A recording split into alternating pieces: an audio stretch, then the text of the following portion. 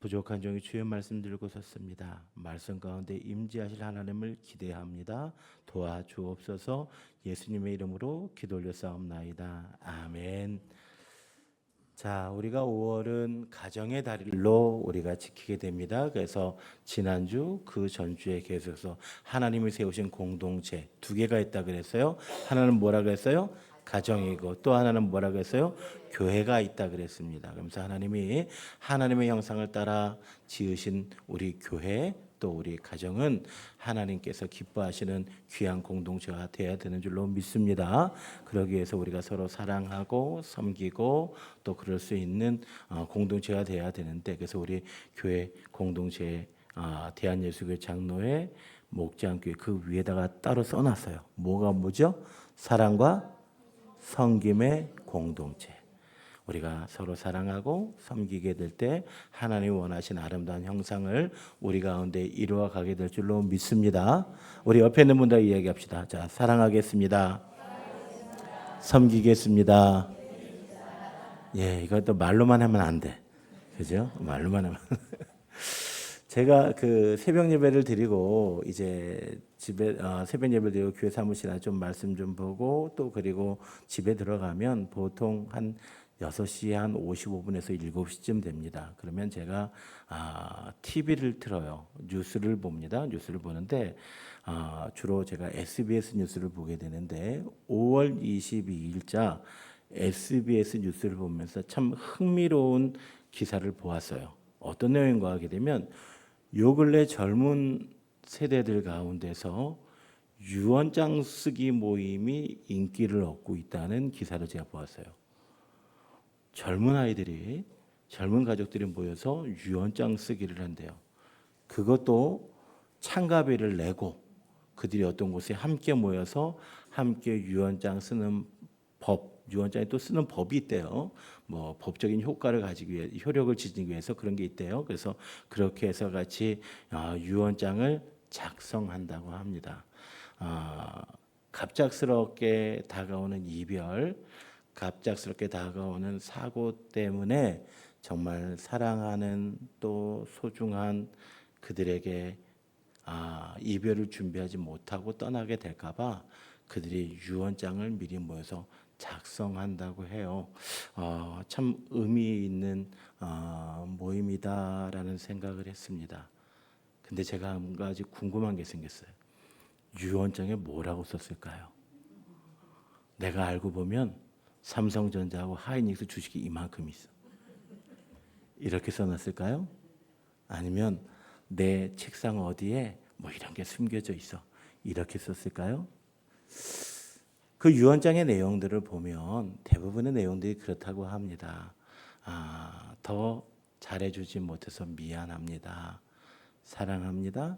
고마웠습니다. 그렇게 기록을 한다 그래요. 여러분, 유언장이라고 하는 것은 맨 마지막에 쓰는 거잖아요. 그러면 내 인생을 쭉 돌이켜보면 거기에서 가장 중요한 것, 가장 소중한 것을 이야기하지 않겠어요? 그런데 거기에 주식을 이야기하지도 않고 땅 문서를 이야기하지도 않고 사랑합니다, 고맙습니다, 미안합니다 이런 이야기를 쓴다는 것은 오늘 우리의 삶 속에서도 정말 소중한 것이 무엇인가를 한번 생각해 보게 합니다.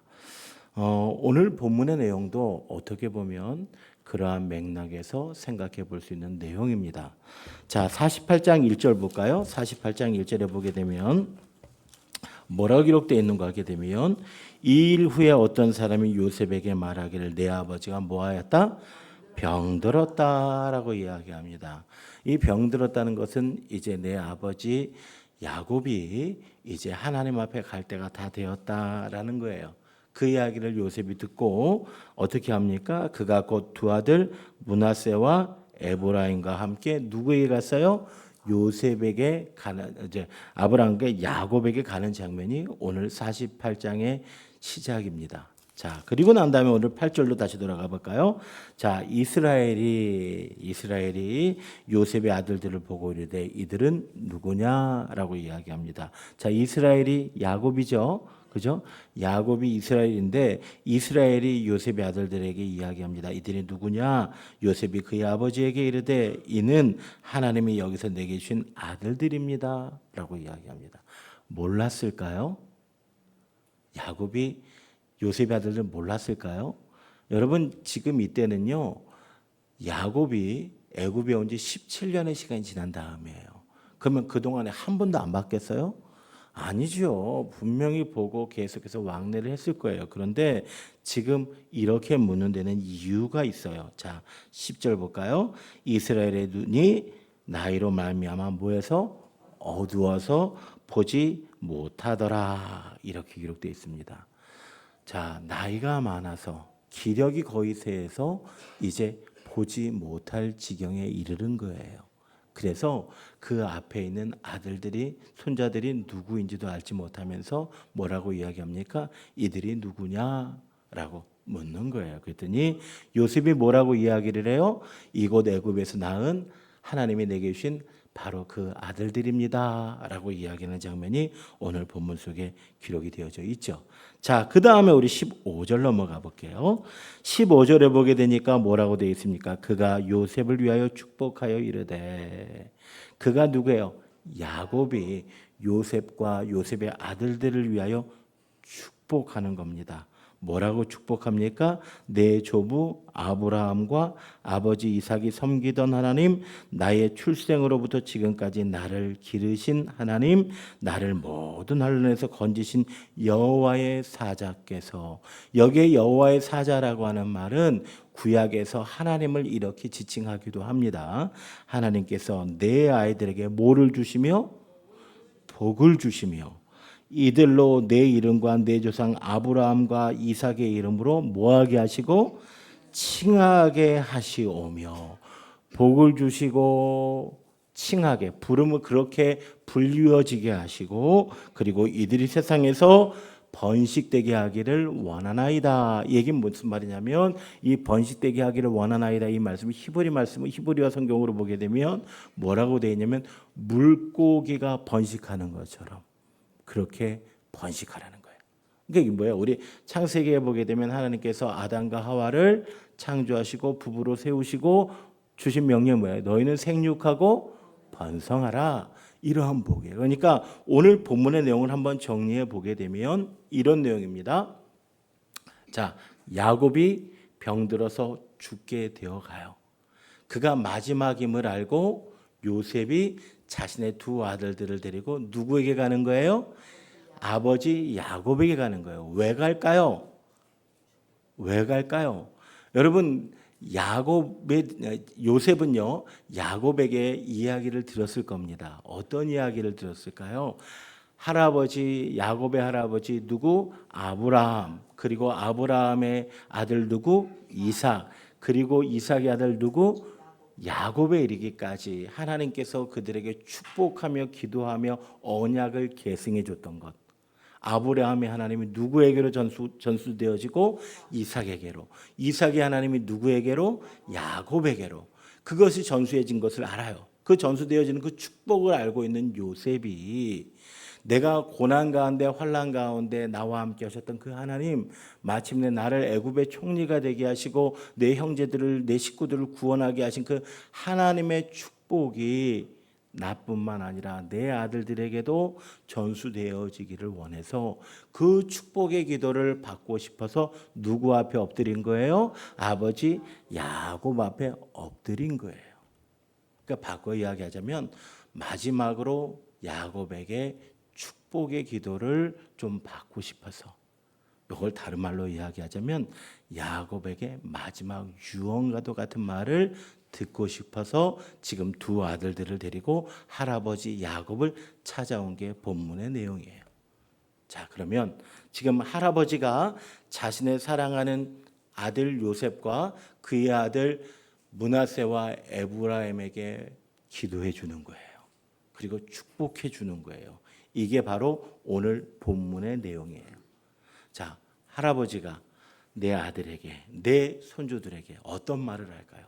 그것도 이 할아버지는요, 되게 감격적이에요.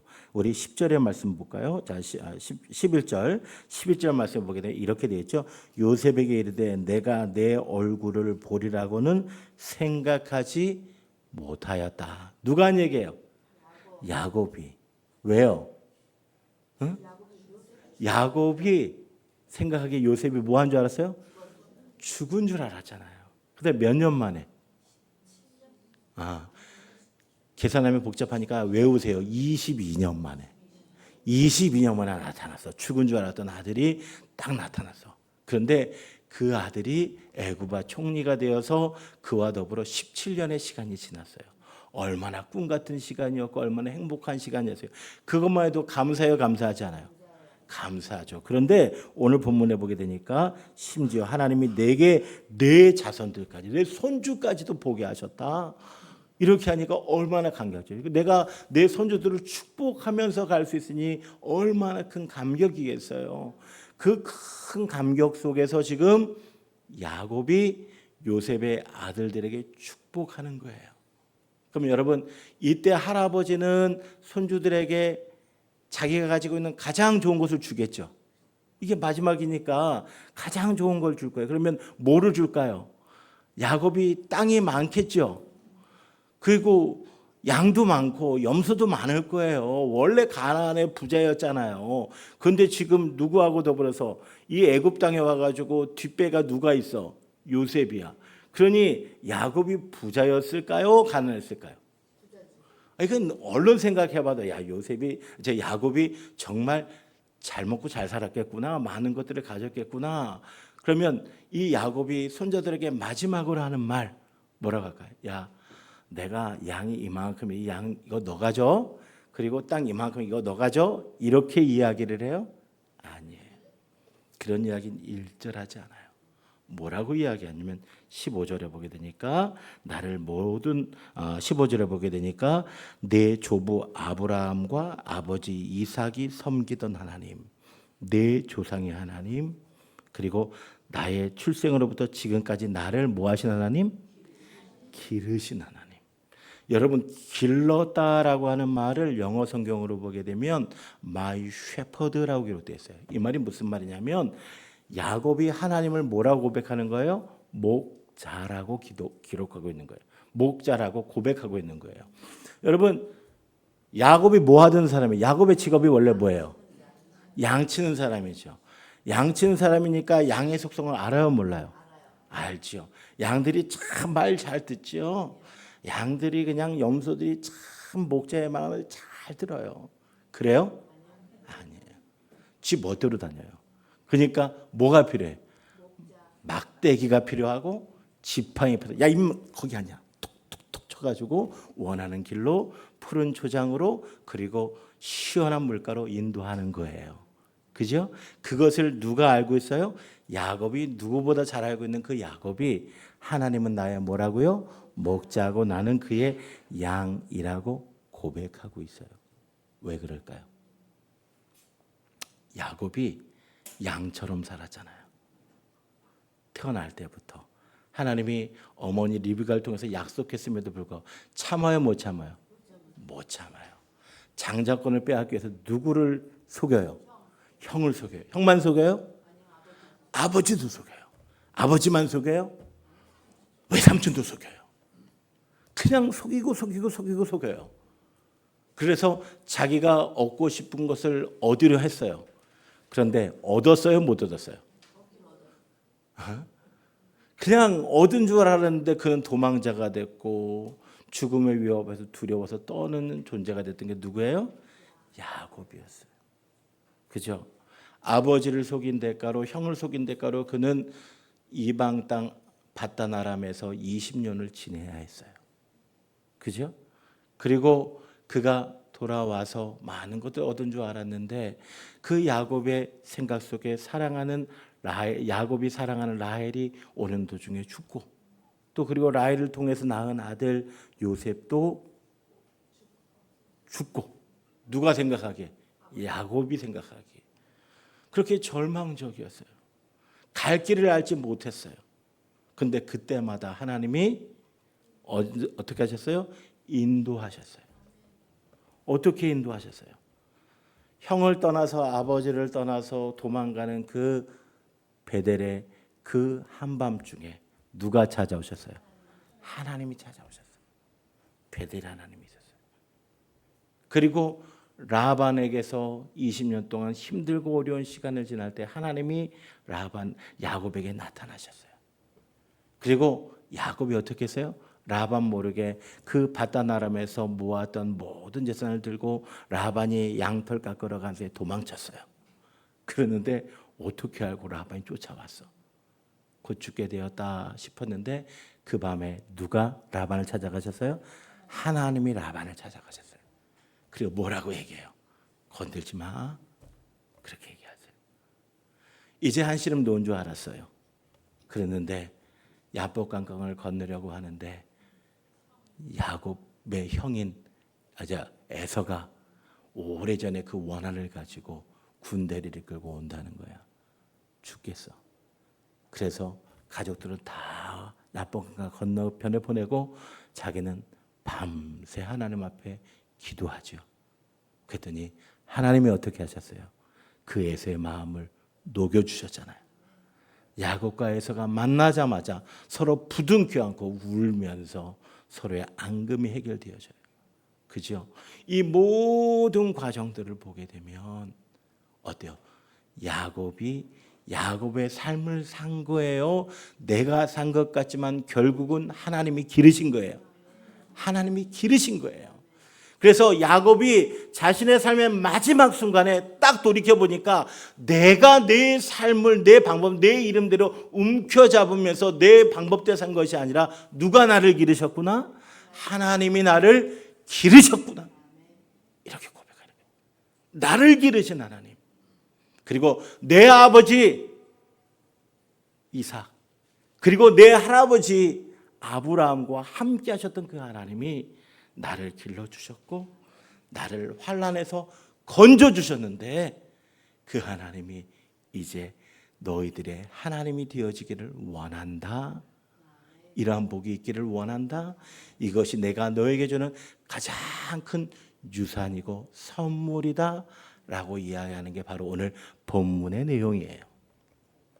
여러분, 오늘 우리가 사랑하는 자녀들에게 물려줄 수 있는 것, 아니면 사랑하는 지인들에게 물려줄 수 있는 것, 나눠줄 수 있는 게 무엇이 있을까요? 주중에 아는 장로님이 어머니 상을 당해서 문상을 갔습니다. 문상을 갔는데 장로님 얼굴이 너무 평안하고 너무 좋은 거예요. 그래서 내가 그랬어요. 장로님, 그래도 어머님이 돌아가셨으면 좀 얼굴 좀 슬픈 기색도 있고 힘들어 보고 했는데 머리도 이렇게 포마드 이렇게 바르고 그리고 왜 이렇게 평안해? 그랬더니 장로님이 이야기하는 거예요. 목사님, 사실은 우리 어머니가 2년 전에 시한부 판정을 받았습니다. 얼마 남아있지 않다라고 이야기하면서 이제 의사 선생님이 말하기를 항암 치료를 하고 뭐를 하면 좀 생명은 연장될 수 있겠지만 힘드실 겁니다. 그렇게 얘기하더래요. 그래서 장로님 물어봤대요. 그러면 어떻게 하는 게 좋을까요? 그냥 남은 시간 가족들과 함께 좋은 시간을, 좋은 추억을 만들어 보세요라고 이야기를 했대요. 그래서 형제들이 모여서 상의를 했대요. 그래서 항암이나 그런 것들을 하지 않고 그냥 남은 시간 어머니하고 행복한 시간을 만나기 위해서 매주 토요일마다 모여가지고 같이 식사하고 아름다운 추억들을 많이 만들어 갔대요. 그렇게 한 2년 정도의 시간이 지났는데 어머니가 지난주에 부르시더래요. 온 가족들 다 부르시더래요.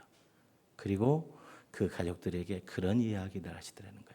이제 같이 가족들과 함께 식사하고 좋은 시간이 지나고 난 다음에 얘들아, 그동안 고마웠다. 나도 이제 내 아버지 집에 갈 텐데 너희도 평안히 너희 집으로 돌아가고 잠시 후에 하나님 집에서 같이 만나자. 감사했다. 행복했다. 이렇게 이야기를 하시고 자녀들하고 헤어졌대요. 그리고 그날 그 주간에 하나님께 부름을 받아 가셨대요. 그거를 생각해 보니까 2년 동안에 항암도 안 하시고 그 병든 시간도 안 지나시고 가족들과 함께 행복한 시간들과 손주들과 함께 즐거운 시간들을 만들었다는 그걸 보니까, 그리고 마지막을 그렇게 우리 가족들에게 축복한다는 것을 보니까 슬프긴 한데 감사하다고, 그러면서 우리 어머니의 뜻을 따라서 나는 울지 않겠습니다, 감사합니다 목사님, 그렇게 얘기를 하는 거예요. 그 얘기를 듣고 왔는데 참 많은 생각을 했어요.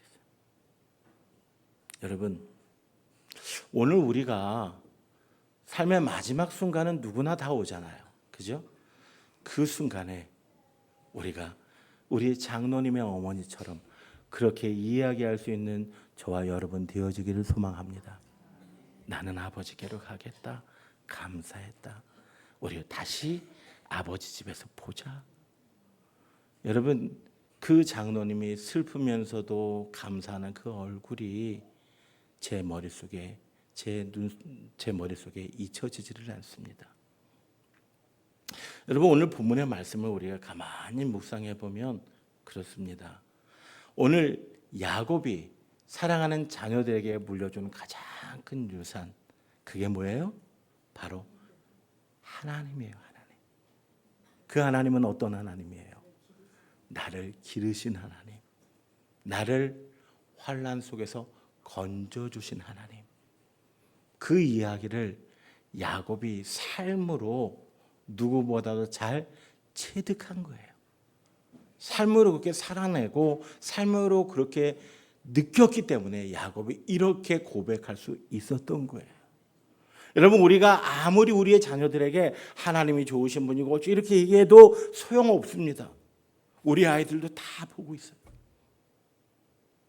우리의 자녀들에게, 나를 아는 많은 사람들에게 여러분, 우리가 그럼에도 불구하고 하나님의 목자 되시고 하나님의 환난 속에서 건져주시는 분이었구나라는 사실을 우리의 삶의 스토리로, 삶의 궤적으로 이야기하고 남겨줄 수 있는 저와 여러분 되기를 다시 한번 주의 이름으로 축복합니다. 여러분, 그런데 오늘 이렇게 이야기를 하면서 야곱이 또 뭐라고 이야기하는가 하게 되면 보세요. 자, 17절을 보게 되니까 요셉이 그 아버지의 오른손을 에브라임의 머리에 얹은 것을 보고 기뻐하지 아니하며 아버지의 손을 들어 에브라임의 머리에서 므낫세의 머리로 옮기고자 하여 그 아버지에게 이르되 아버지여 그리 마옵소서, 이는 누구의 요니? 장자의 요니. 오른손을 누구의 머리에 얹으소서? 장자의 머리. 요셉의 아들이 지금 두 명을 데리고 왔는데 하나는 누구예요? 므낫세고 하나는 에브라임이에요. 므낫세의 이름의 뜻은 뭐냐면 모든 고통을 잊게 하셨다라는 거고, 에브라임의 뜻은 뭐냐면 하나님의 번성케 하신다라고 하는 의미를 가지고 있어요. 자, 그런데 두 아들을 데리고 왔어요. 그리고 요셉이 이 므낫세는 야곱의 어디에? 오른편에 앉힌 거예요. 오른손 앞에. 그리고 에브라임은 어디에 앉혔어요? 왼편에 앉혔어요. 왜요? 오른편은 당시에 장자에게 주는 갑절의 축복이에요. 하나님의 권위와 능력을 나타내는 것이고, 이제 에브라임도 복을 받기는 받지만 그래도 누가 더 복을 많이 받았으면 좋겠어? 므낫세가 더 복을 받았으면 좋겠어. 이게 누구 생각? 요셉의 생각이에요. 그런데 오늘 본문에 보게 되니까 엇갈려서 축복하면서 기도하는 거예요. 그러니까 뭐라고 이야기해요? 요셉이 아닙니다 라고 이야기하죠. 자, 보세요. 18절 후반부에 보게 되니 그의 아버지 이르되 아버지여 뭐하지 마옵소서? 그리 마옵소서. 이는 장자의 요니. 오른손을 누구의 머리에? 그가 누굴까요? 므낫세의 머리에 얹으라는 거예요. 그런데 그의 아버지 야곱이 뭐하지 아니에요? 허락하지 아니에요. 나도 안다. 한 번 얘기해요. 그 다음에 보세요. 내 아들아 나도 안다. 지금 야곱이 눈이 멀어져서 보지 못해서 요셉이 실수했다라고 생각하는 것 같아요. 그랬더니 분명하게 야곱이 이야기해요. 나도 안다. 나도 안다. 그러면서 뭐라고 이야기하고 하게 되면, 자, 그도 한 족속이 되며 그도 크게 되려니와 그의 아우가 그보다 뭐가 되고 큰 자가 되고 그의 자손이 여러 민족을 뭐하리라? 이루리라 하고. 여러분, 지금 요셉은 눈앞에 있는 므낫세와 에브라임의 서열을 보고 있죠. 누가 형이고 누구 동생이고 누가 장남이고 누구 차남이고 누구의 계획이에요? 요셉의 계획이에요. 그렇게 되기를 원해요. 자, 그런데 야곱이 그렇게 해요? 그렇게 하지 않아요? 그렇게 하지 않아요. 엇갈려요. 왜 그래요? 야곱은 그 속에서 하나님의 계획과 섭리를 본 거예요. 여러분, 야곱은요, 누구보다도 계획적인 사람이었어요. 그 야곱의 MBTI가 뭘까요? 한번 고민해 봤어요. 그랬더니 INFJ래요. INFJ, INTJ. 우리 어른들은 잘 모르겠지만 하여튼 그렇대요. 젊은 애들은 좋아하는 MBTI 보게 되면 그렇대요. 이게 뭐냐면 I라고 하는 건 대단히 계획적인 사람인 거예요. 그거 보면 야곱이 계획적이어서 계획적이 아니었어요. 계획적이었죠. 형을 속이는 것도 계획적이야. 아버지를 속이는 것도 그래. 외삼촌도 마찬가지야.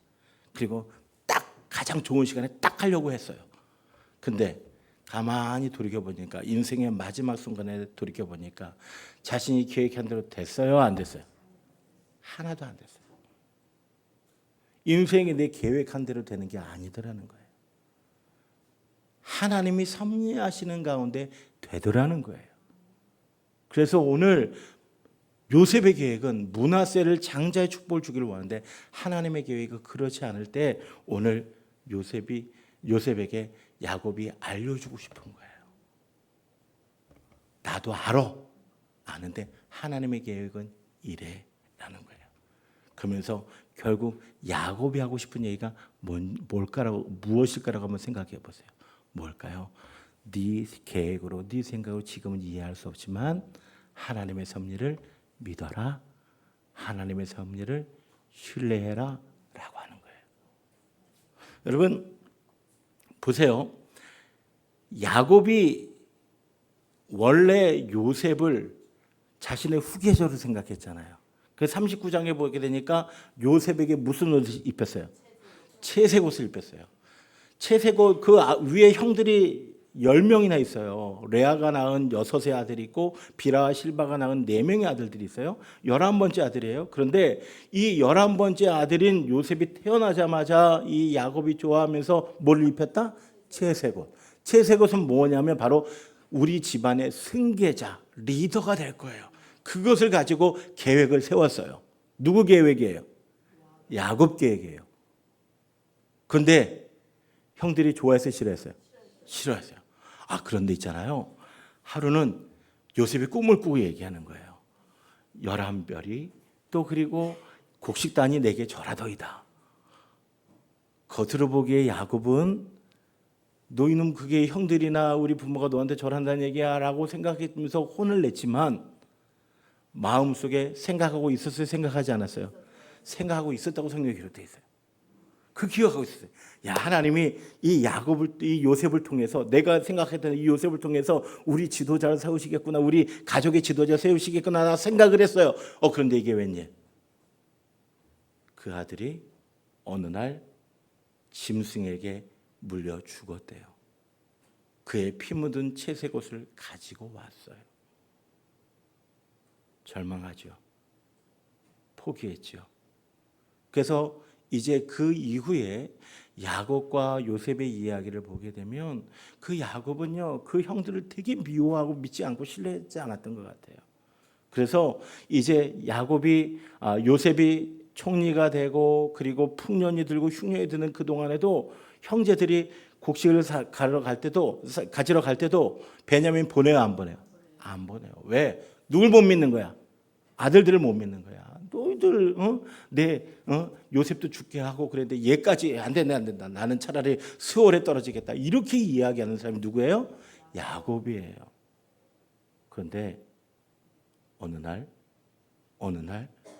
그의 눈앞에 22년이 지난 다음에 그의 눈앞에 짠하고 아들이 나타났는데 그 아들이 애굽의 총리예요. 자기는 계획하기를 우리 가정의 지도자 정도 생각했는데 우리 집안을 일으킬 그러한 대단한 마지 정도로 영적인 마지 정도 생각했는데 하나님은 요셉을 온 가족을 구원하고 세상을 구원할 구원자로 세우셨다는 사실을 기억하시기 바랍니다. 여러분 기억하십시오. 야곱은 몰랐습니다. 야곱은 그 22년의 그 시간 속에서 원망하고 절망하고 슬퍼했습니다. 내가 다 잃어버렸다고, 내 계획이 다 틀어졌다고, 요셉이 죽었다고 생각했습니다. 그런데 하나님은 야곱이 보지 못하는 다른 곳에서 요셉을 만들어 가시고 빚어 가시고 세워 가시고 하나님의 귀한 일꾼으로 만드셔서 마침내 그 가족뿐만 아니라 하나님의 백성들을 구원하는 놀라운 구원자가 되었다는 사실을 기억하시기 바랍니다. 여러분 이 사실이 무엇을 이야기하는 겁니까? 사람의 계획이 아무리 크고 좋다고 할지라도 하나님의 계획보다 크다 작다? 작다는 거예요. 우리는 가끔 그렇게 생각할 때가 있어요. 하나님 내가 도대체 뭘 잘못했길래 이렇게 힘들지요? 왜 내 아이들은 이렇게 나를 아프게 하고 힘들게 할까요? 왜 나는 하는 것마다 이렇게 힘들고 어려울까요? 라고 생각할지 모릅니다. 22년 동안 야곱이 그랬습니다. 그러나 여러분 오늘 우리가 암흑의 터널에 있다고 느끼는 그 순간에도 하나님은 또 다른 곳에서 나를 위해서 나의 자녀들을 위해서 일하고 계심을 믿으시기를 바랍니다. 여러분 요셉처럼 눈앞에 있는 것을 보는 것이 아니라 야곱처럼 하나님의 크고 놀라운 섭리를 바라보며 하나님께 맡길 수 있는 저와 여러분 되어지기를 소망합니다. 또 마지막으로 오늘 본문의 말씀 속에서 기억해야 되는 것이 21절입니다. 21절에 뭐라고 이야기합니까? 이스라엘이 요셉에게 또 이르되 나는 뭐하나? 죽으나 하나님이 너희와 함께 계시니 이렇게 돼요. 여러분 야곱 죽어요 안 죽어요? 아브라함 죽었어요 안 죽었어요? 죽었어요. 이삭은 죽어요 안 죽어요? 죽어요. 우리는 죽을까요 안 죽을까요? 우리도 죽어요. 그죠? 우리도 떠나가요. 그러나 하나님은 영원하신 줄로 믿습니다. 여러분 오늘 본문의 말씀을 보게 되면 야곱이 마지막으로 힘을 짜내가지고 눈이 보이지 않는 가운데서도 사랑하는 손자들을 축복하면서는 나는 죽으나 하나님이 너희와 함께 계시니. 여러분 이것을 야곱이 요셉과 그의 아들들에게 물려주기를 원했던 거예요. 여러분 돈도 명예도 권세도 있으면 좋지요.